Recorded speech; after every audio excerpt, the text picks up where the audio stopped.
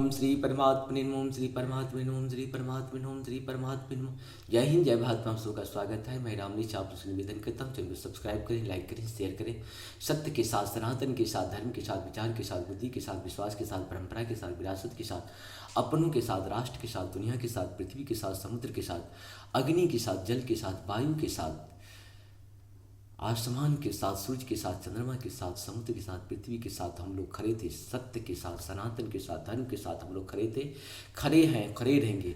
हम रहें या ना रहें, राष्ट्र रहनी चाहिए। हम रहें या ना रहें, सत्य रहनी चाहिए।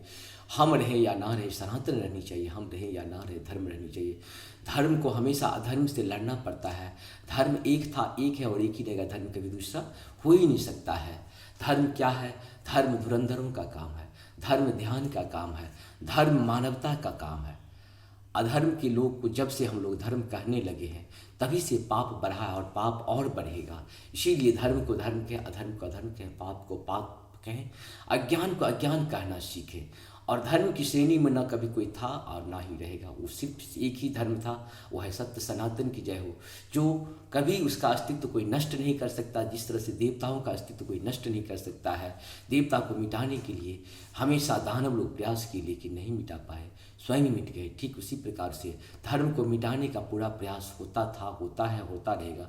सत्य को मिटाने का पूरा प्रयास होता था, होता है, होता रहेगा। लेकिन सत्य को कोई मिटा नहीं सकता, धर्म को कोई मिटा नहीं सकता है। इसीलिए अपने लिए जिस तरह से देवता लड़े थे सत्य की स्थापना के लिए, सनातन की स्थापना के लिए, धर्म की स्थापना के लिए, ठीक उसी प्रकार से हम लोगों को भी 3 काम करना पड़ेगा। सत्य की स्थापना, सनातन की स्थापना, धर्म की स्थापना करनी पड़ेगी मानवता के लिए।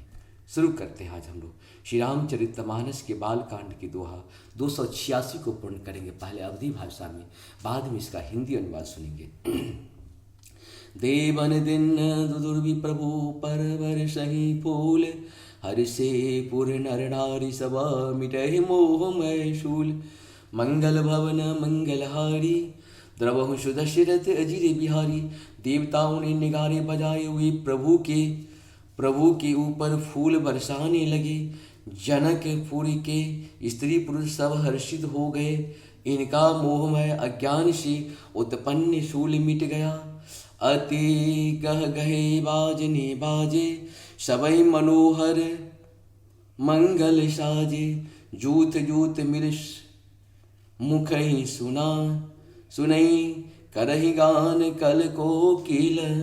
बैनी मंगल भवन मंगलहारी, द्रवहु सुदशरथ अजिर बिहारी।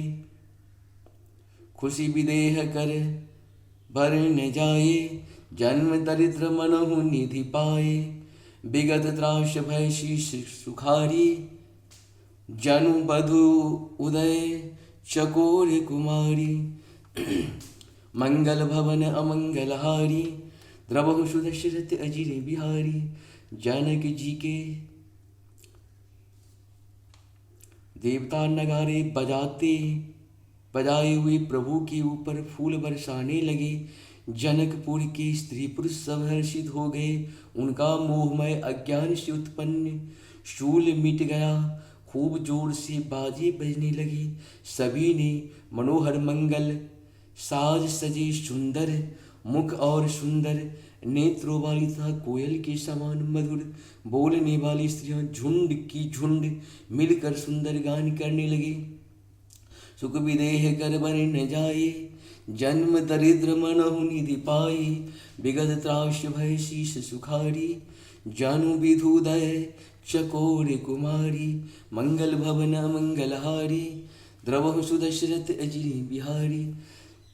जनक जी के सुख का वर्णन नहीं किया जा सकता। मानो जन्म का दरिद्री धन की खजाना पा गया हो। सीता जी का भय जाता रहा। वे ऐसे सुखी हुई जैसे चंद्रमा के उदय होने से चकोर की कन्या सुखी होती है। जनक किन्ह कोशि कही प्रणामा, प्रभु प्रसाद धनु भजहु रामा। मोहे कृत कृत किन्ह दुहि भाई, अब जो उचित सो कहीं गोसाई। मंगल भवन मंगलहारी, द्रवहु सुदशरथ अजिर बिहारी। जानकी जी ने विश्वामित्र को प्रणाम किया और कहा, प्रभु ही की कृपा से श्री रामचंद्र जी ने धनुष तोड़ा है। दोनों भाइयों ने मुझे कृतार्थ कर दिया। हे स्वामी, अब जो उचित हो सो कहिए। कह मुनि सुनी नरनाथ प्रवीणा, रहा विवाह चाप आदीना। टूट तही धनु भयहु विवाहो, सुर नर नाग विदित सब काहू। मंगल भवन मंगलहारी, द्रवहु सुदशरथ अजिरे बिहारी। मुनि ने कहा, हे चतुर नरेश सुनो, यों तो विवाह धनुष के अधीन था। धनुष के टूटते ही विवाह हो गया। देवता मनुष्य और नाग सब किसी को यह मालूम है। तदपि जाय तुम कहूँ अब, जथा वंश व्यवहारो।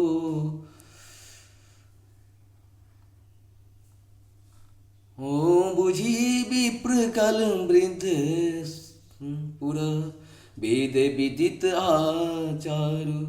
मंगल भवन मंगलहारी, द्रवहु सुदशरथ अजिरे बिहारी।